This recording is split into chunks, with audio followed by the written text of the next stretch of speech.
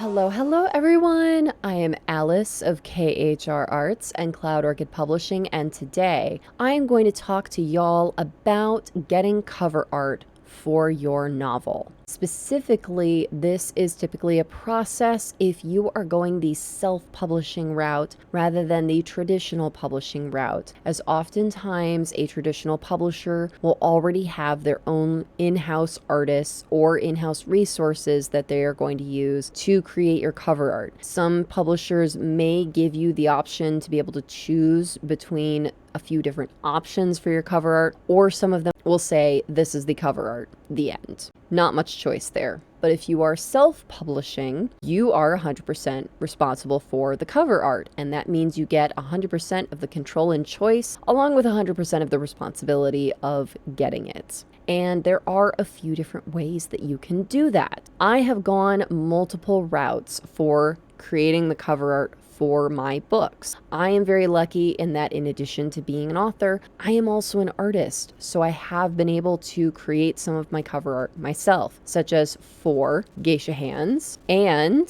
if I can point, Synesthesia Fables and Pandora. Those are 3 covers that I created myself. And this is great if it is something that is in a fantasy setting, or it's something that I need to be really specific with, like Geisha Hands, because I use an illustration style of art. And this works really great for these sort of things. But there are other genres that I write that style is not so great for.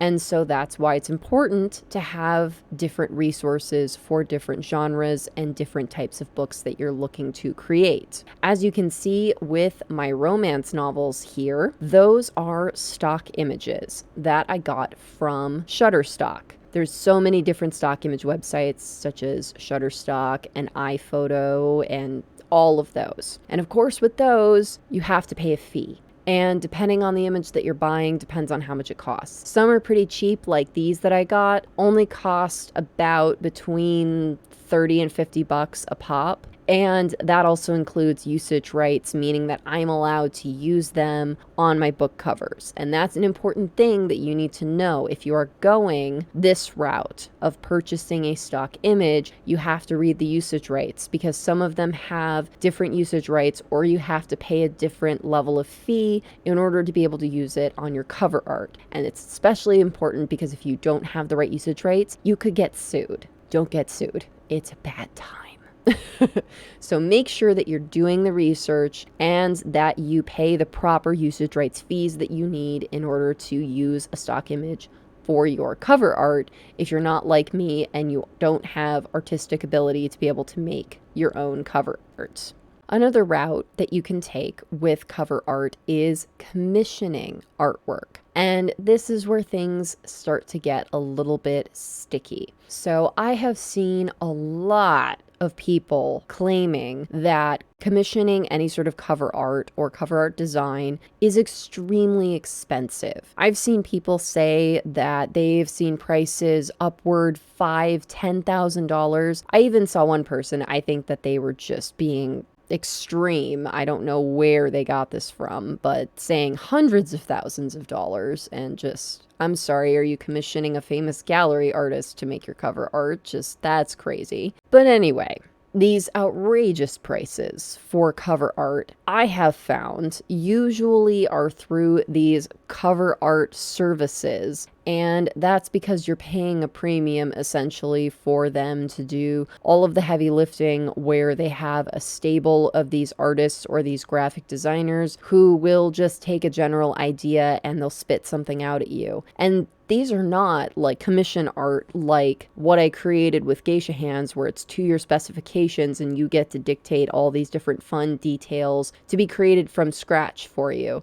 These are usually services where they have templates and they kind of mash stuff together and you pay a premium for it, which for obvious reasons I say I don't recommend that. It's a waste of money, and it just blows my mind that people do that for that price. I digress. Don't spend thousands of dollars on cover art. There's just zero reason to do that with so many other options out there. So if someone tells you that you need to pay $5,000 for your cover art, just absolutely run in the opposite direction. That being said, you don't necessarily have to get cover art from someone who is a cover artist or cover art designer. There are pros and cons with hiring specifically a cover artist or hiring an independent artist. The differences are specifically a cover artist is going to understand how a book needs to look. And while, yes, a book cover can look like whatever you want it to be, as evidence of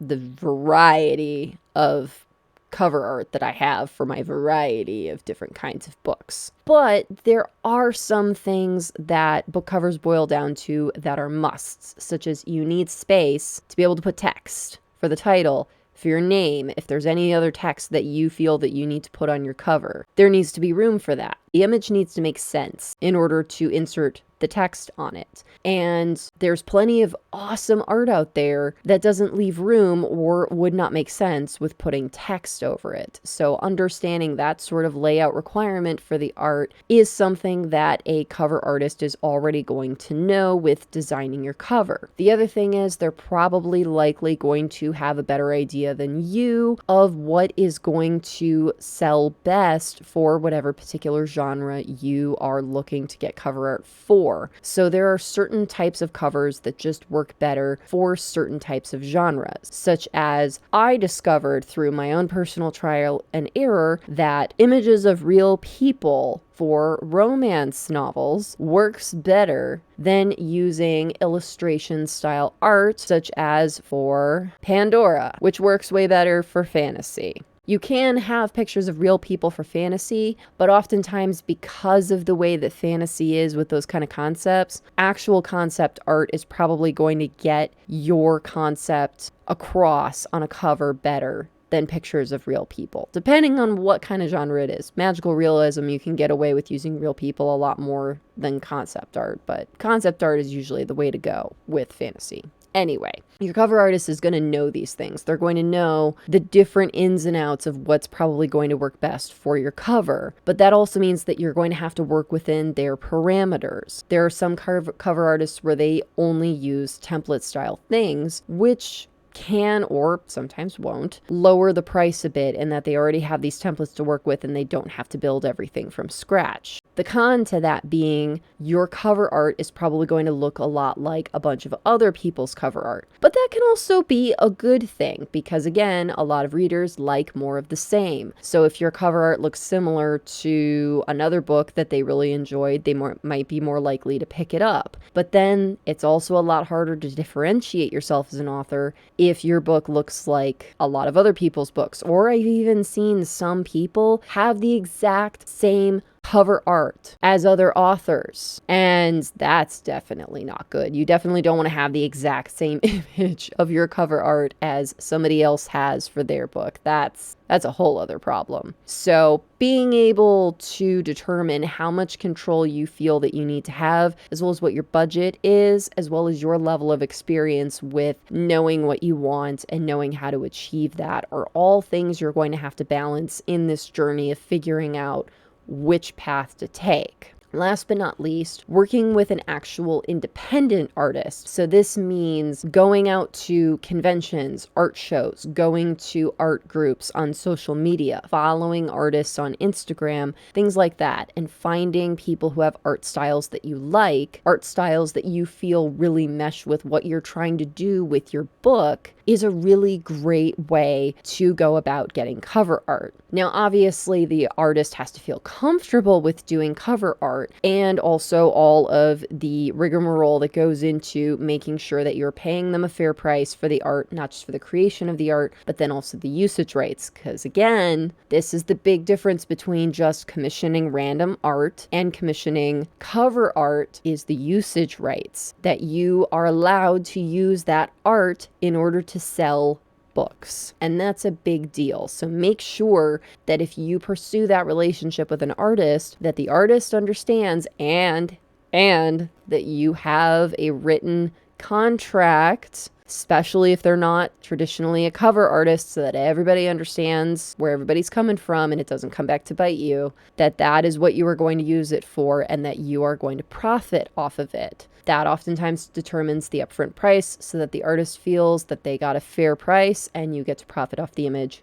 Everybody's happy. And for me, I went this route most recently with my book, Succumb to Darkness. I commissioned one of my artist friends who also happens to be an author, so she very much understands everything about the industry, cuts a lot of the who, what, where with the process, as well as she's also done cover art for other authors, which also really helps. And with commissioning an artist like that, you can get as specific as you want with your cover, which I did with Succumb to Darkness. I got so specific, down to hair color, eye color, what they're wearing, everything. I got super specific about it. And I had good reason to be super specific about it. Whereas some of my other book covers, being that specific wasn't very important as it was for this book, which is why I went this route. It's also a dark fantasy book, so this sort of painted illustration style, as opposed to pictures of real people style, works much better. So being able to take those things into consideration when determining which path to take is really important. There are also some services that allow you to do kind of a self-serve thing with templates. Now, that can be good for first-time authors, especially if you're on a very small budget and you don't have a lot of experience and you don't have any artistic talent to be able to create something yourself. However, the pitfall of that is, again, you want to make sure that you understand the usage rights that this template service is allowing you to have, and making sure that the pricing and the contract is in line with what you're going to use it for. And as well as these template services usually have limited resources. Specifically, they have limited images for you to use for your cover art, which means you're more likely to be one of those people where other people might have the same cover art as you. So keep that in mind. Last but not least, everyone's favorite topic, whether you love it or you hate it or whatever, AI. Boo! I will say this, and I am not going to go on a whole rant about it because ain't nobody got time for that. AI is theft.